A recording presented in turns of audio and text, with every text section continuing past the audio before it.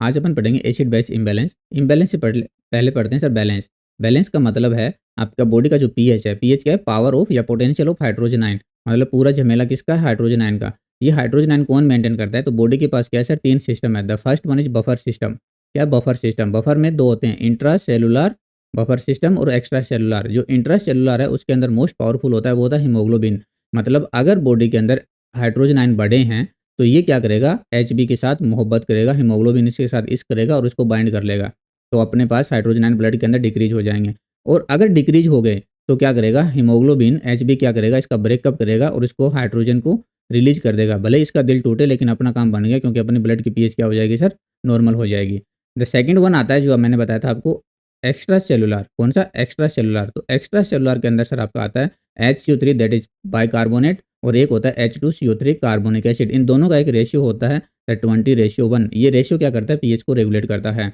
अगर buffer system weak हो गया है तो उस कंडीशन में क्या करेगा? सेकंड लाइन जो सिस्टम है आपका वो है रिस्पायरेशन।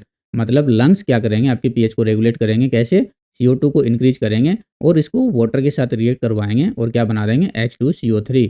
मतलब आपके हाइड्रोजन आयन की कंसंट्रेशन बढ़ जाएगी। अगर हाइड्रोजन आयन की कंसंट्रेशन कम करनी है तो क्या करेगा? H2CO3 को वाइस वर्सा इसको ब्रेकअप करेगा और CO2 को एलिमिनेट कर देगा। द थर्ड वन और लास्ट आता है रीनल सिस्टम।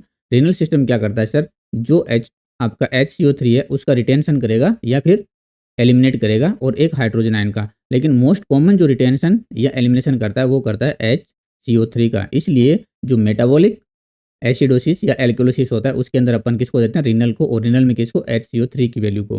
तो HCO3 की वैल्यू क्या डिसाइड करती है? मेटाबॉलिक इम्बैलेंस या मेटाबॉलिक एसिड या बेस इम्बैलेंस।